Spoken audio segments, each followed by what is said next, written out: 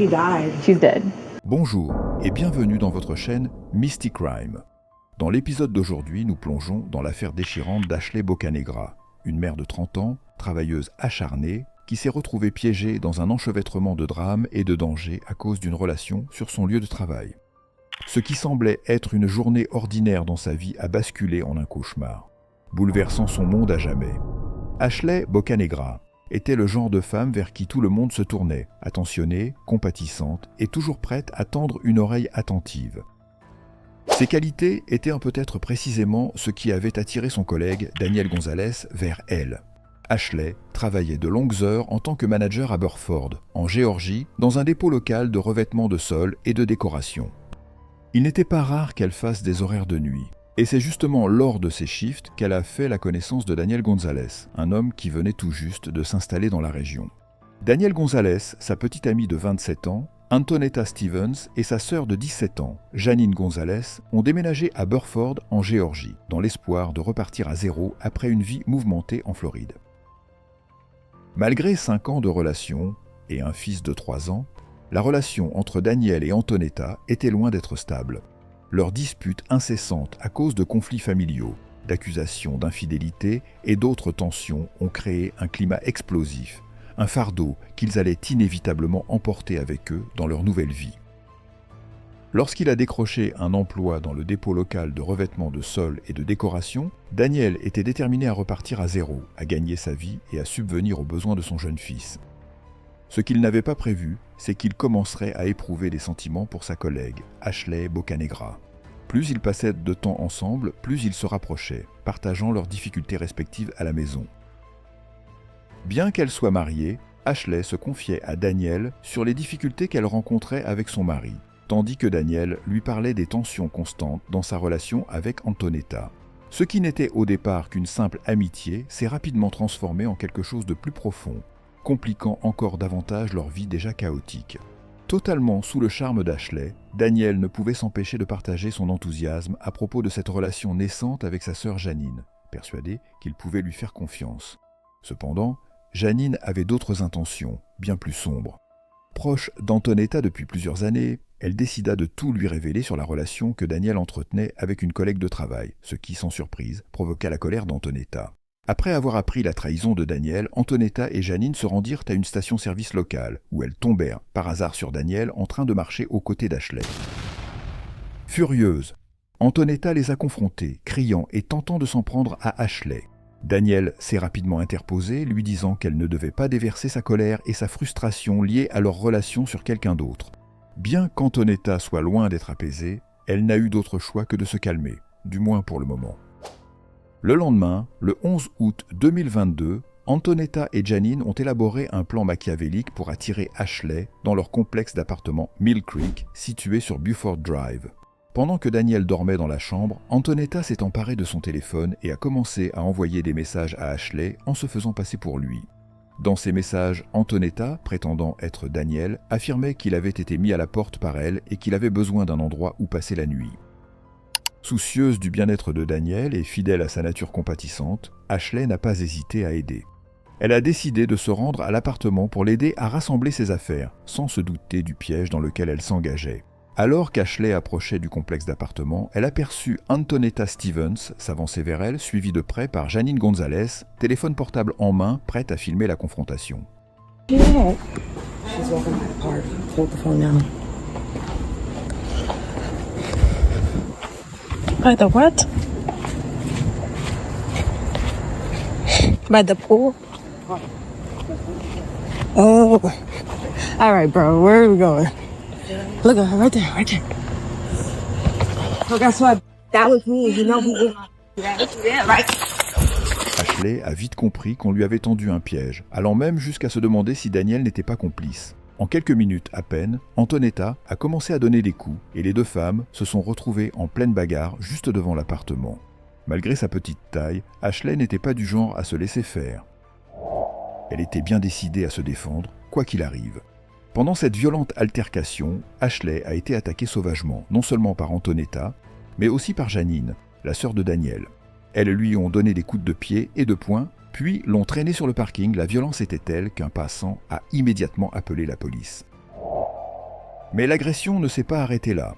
Après l'avoir rouée de coups, Antonetta et Janine ont pris le téléphone d'Ashley et sont retournées à leur appartement où elle comptait appeler son mari pour révéler la liaison qu'elle entretenait avec Daniel. Malgré ses blessures graves, le visage en sang et le corps meurtri, Ashley refusait d'abandonner. On my face. All right, get my phone. Nope, you're not getting it. Get my phone. You're jumping both of us for your phone. Get my phone. Come on. Let's go. Elle a suivi les deux femmes jusqu'à l'appartement, frappant à la porte, désespérée de récupérer son téléphone. En entendant les coups frapper à la porte, Daniel s'est levé et l'a ouverte, pour découvrir Ashley devant lui, couverte de bleu et en sang. Choqué par ce qu'il voyait, son premier réflexe a été de lui fermer la porte au nez, mais il l'a finalement rouverte et lui a rendu son téléphone. En le récupérant, Ashley l'a confronté, sa voix tremblante de douleur et de trahison. « Pourquoi tu m'as fait ça ? Pourquoi tu m'as tendu un piège ?» Pris de court, Daniel a juré qu'il n'avait rien à voir avec l'agression et a exprimé des regrets sur ce qui s'était passé. Encore sous le choc de l'agression, Ashley lui a envoyé un message par la suite, lui révélant que sa sœur Janine l'avait aussi frappé et roué de coups pendant la violente bagarre. Alors que la tension était à son comble, la police est arrivée sur les lieux. Un agent a escorté Ashley à l'hôpital local pour soigner ses blessures, tandis que les autres sont restés sur place pour enquêter. Les agents restants étaient bien décidés à faire la lumière sur l'affaire, cherchant Antonetta et Janine afin de reconstituer les événements qui avaient en conduit à cette violente confrontation. The females that are in there? The females out there are fighting. Yeah. This girl, she came to my house. She's been sleeping with my fiance. She works over there. She's his manager, and she keeps on forcing him to have sex with her after he'd been cut it off, or she's gonna fire him. And we ended up fighting right there because she approached my home. This is my home. She lives all the way over there. Okay, is everybody in the house right now? Oh, just me. I'm the only one that fought. Just me. The girl, she left. Is your sister involved? My sister? Yeah, is she? No, that's my sister-in-law. Is she involved? She was there. Are you two arguing? Or you guys? No, we're not arguing. Okay, We're so okay. let's go inside. The female that he's been sleeping with. Him. Yes, my Okay. fiance that I've been with for 5 years. We Okay. moved here together from up north. He works at Floor and Decor. He's been sleeping with his manager. And that's who was here. Yes. Okay. And I've been feeling it for some time now. Okay. Yesterday I'm walking to Quick Trip. I see them walking together. And you're a woman, you know our intuition. I know that's the girl.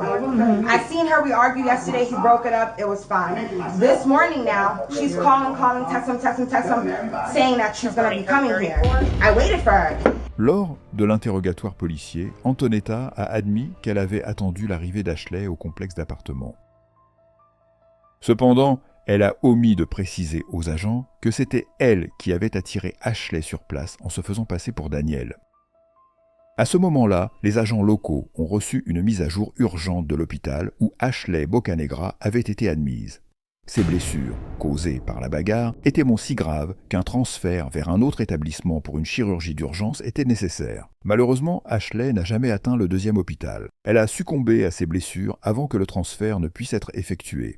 Suite à son décès, les détectives sont retournés au complexe d'appartements pour interroger Antonetta et Janine. I know that was the girls that were walking. They went to Quick Trip. Hey.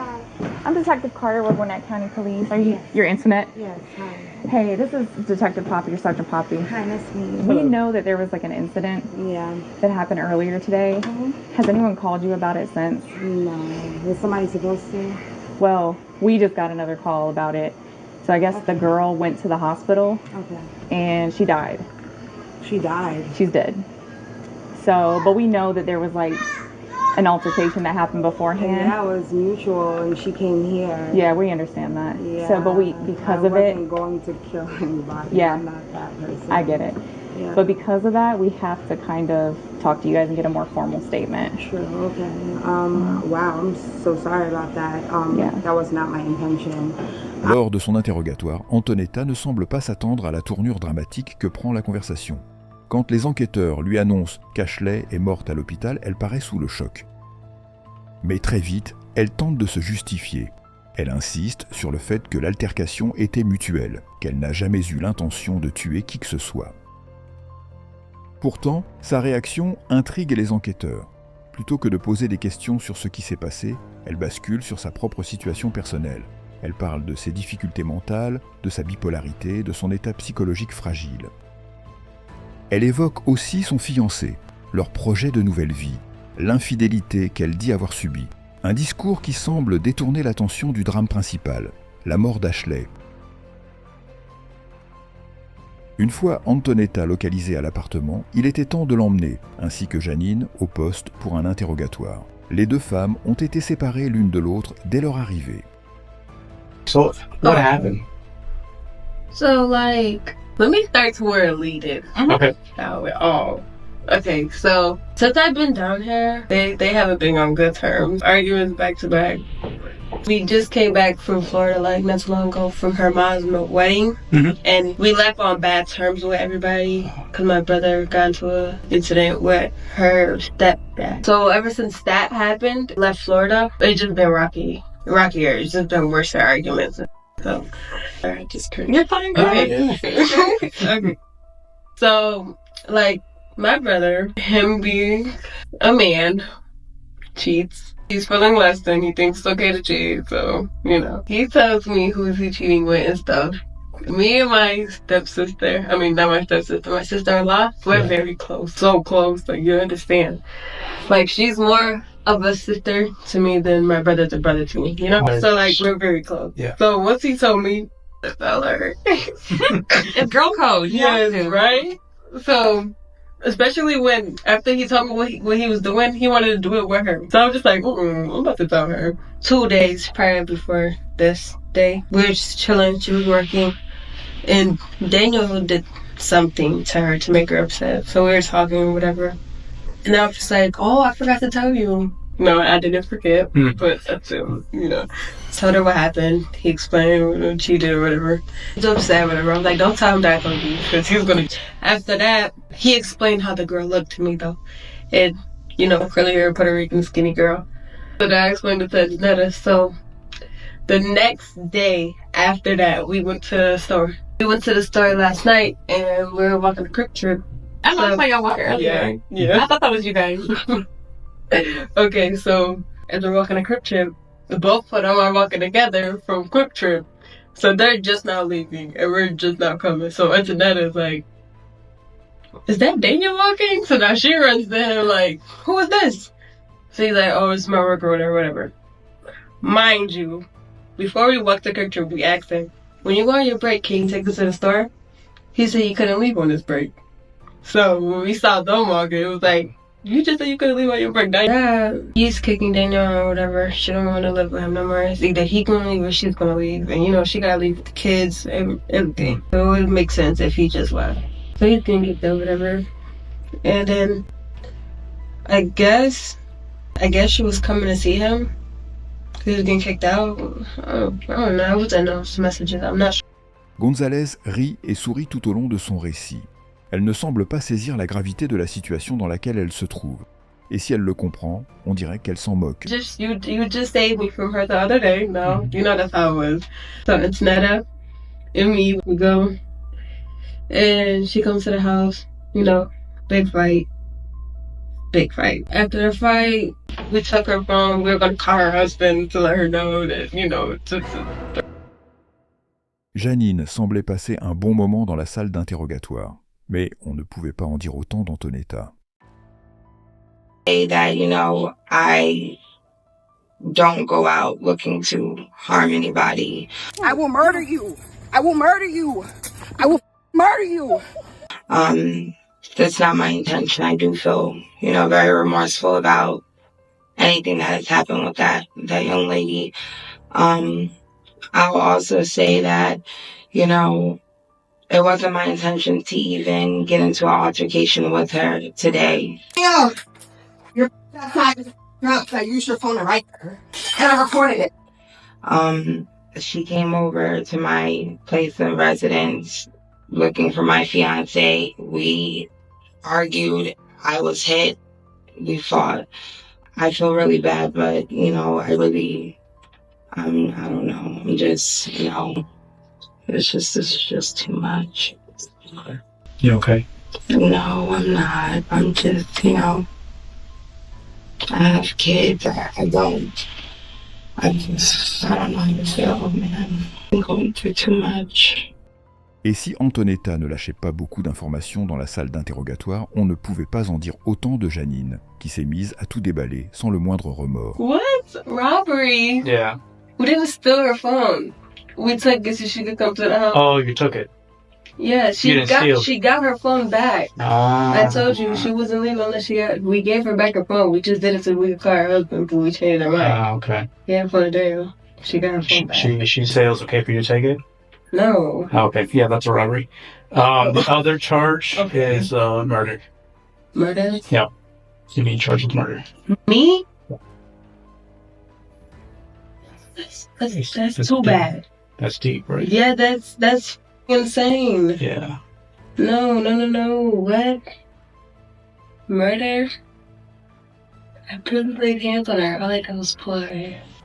Bien que les agents n'aient pas pu dire à Janine la cause exacte du décès d'Ashley sur le moment, une autopsie révélera plus tard qu'elle est morte d'un traumatisme crânien et d'une hémorragie cérébrale causée par l'attaque. Alors que les deux femmes sont en train d'être enregistrées, leurs réactions sont frappantes. Janine, quant à elle, ne semble toujours pas saisir la gravité de ses actes et apparaît en train de rire et de plaisanter. Les deux femmes ont été inculpées de meurtre et de vol. Lors de leur procès, Janine a eu une réaction bien différente. Cette fois, elle a fondu en larmes en entendant les accusations portées contre elle. L'avocat de Janine a tenté de plaider son innocence, affirmant qu'elle n'avait été qu'une simple spectatrice des faits. Mais lorsque le dernier message envoyé par Ashley à Daniel a été présenté au tribunal, il a raconté une toute autre histoire. « J'allais bien jusqu'à ce que ta sœur me donne des coups de pied à la poitrine et dans le dos. » Ces mots ont détruit la défense de Janine, prouvant son implication directe dans l'agression et réduisant à néant toute tentative de minimiser son rôle dans le crime. Avec de multiples blessures et une hémorragie interne, le jury n'a pas mis longtemps à délibérer. Antonetta et Janine purgent toutes les deux une peine de 20 ans de prison à l'établissement pénitentiaire d'Arendelle. 3 jeunes garçons devront grandir sans les soins de leur mère et l'un d'eux ne la reverra jamais. Merci d'avoir regardé les amis. N'oubliez pas de mettre un pouce bleu et de vous abonner.